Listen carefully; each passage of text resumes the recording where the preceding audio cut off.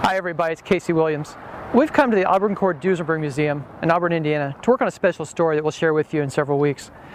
But we were looking for a car to drive up here, something that would be appropriate for the classic era, but something that's also a little bit alternative, as a luxury car, something like Auburn or Cord would have been back in the day. And the car we arrived at was the brand new Genesis G90 sedan. It's a really nice car. Let's go have a look at it. So if you didn't realize Genesis was Hyundai's luxury brand and the cars are built in Korea, you might think the G90 is a British car. It really starts off with the grille, this great big crest grille that's become their trademark look, chrome, mesh, looks really imposing, it certainly gets your attention. But there's a lot of details on this car that really does give its own unique attitude too. The quad headlamps, the light tubes that run through them on both sides look very nice. Just very nice body sculpting. I like the way the hood's raised up a little bit. Again, just kind of gives it a little bit of lowered fender. Just really gives it a presence to the car. Looks very expensive, very upscale, I like it a lot. 19-inch alloy wheels, almost look like they're from a Bentley. They look very appropriate on this car. And there are some design cues that are a little overdone, like the chrome vents here, but they do look appropriate on the car. Nice chrome detailing around the windows, down below as well. Carrying this line through, I like this a lot too. Again, the car looks very long, looks very heavy, looks very strong, which is exactly what you expect a high-end luxury car to be. Seat pillar again, really rests on the back. The car just looks very tough. I like that a lot about the car. Come around the back. There's been some redesigns done for 2021. Tail lamps, the rear fascia, the front fascia, of course, has been redesigned. But I like the car. It looks very modern, looks very clean, very recognizable. Power trunk lid. We've got all our camera gear in here right now, but there's plenty of space to get all that in here. There's enough space for 4 people to get their luggage. You're not going to take everything you own with you. The trunk's not quite that big. You really ought to get an SUV. That's what you need to do anyway. But there's enough luggage space. So we've got a long drive back home. We're going to get on the road. We're going to show you the inside of the car, show you what it's like on the road, and get on back to Indianapolis. So it's been a pretty long day of driving. We went up to the museum, did a tour this morning, and now we're driving back home. But we had exactly the right car for this. I really like what Genesis has done with their cars. I've liked the G90, it's a fun little sports sedan. I've driven the G80, had it out in California, in fact, test drove it last December, liked it a lot. And the G90 has also been a very good car, and I think the changes they've made for 2021 really are nice. They did some nice outside changes, the grille's been redone, the rear's been redone, and the interior's been nicely upgraded too.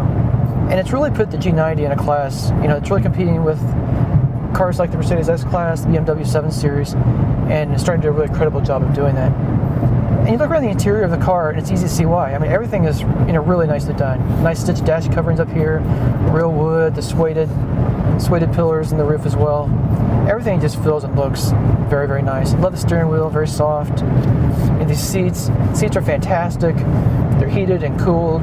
Got a heated steering wheel, lots of rear leg room, just like everything you'd want in a car. And I think you don't buy a Genesis just because you just want a cheap luxury car. You buy it because it's a really good luxury car.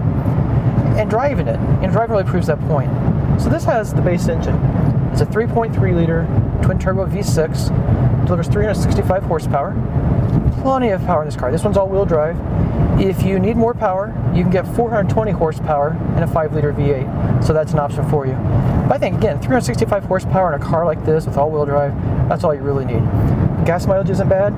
Looking at 17 miles per gallon in the city, 25 on the highway, so I think that's pretty decent. Also one of the advantages of having the 6-cylinder. Some other cars it has the drive mode selector. I've got it in the comfort mode right now. You can put it in the sport mode, and it tightens up the suspension. It's got adaptive suspension, tightens up the steering, makes the throttle a little more responsive. It also tightens the bolsters on the seats. It powers them a little bit and holds you in the seat. But this isn't a car that you're going to toss around. I mean, it's a very long, very large luxury car. So sporting is kind of a term you don't really associate with this car too much, but it does make the car a little more fun to drive. It's got everything you need on the car too. I like the layout with the dashboard, the infotainment system, the nav system. You've got the rotary controller down below here. That works out pretty well. Automatic climate control, very easy. It's got Apple CarPlay, Android Auto, of course Bluetooth. So very easy to connect your devices, work well. This car has a heads-up display, which I like a lot too. Right now just speedometer, but also all your safety systems. When you have the lane keep assist on, it brings those up on the screen so you know that's activated. Your adaptive cruise control, and you can adjust all that, and you see it on your heads-up display as well. So beyond the obvious, it does have adaptive cruise. It's got the automatic forward collision alert and automatic braking if necessary. It's got rear cross path detection. It's got lane keep assist, blind spot warning. Pretty much the full suite of safety systems. But again, it's just been a very, very pleasant car. So this car, let's talk about price for just a second.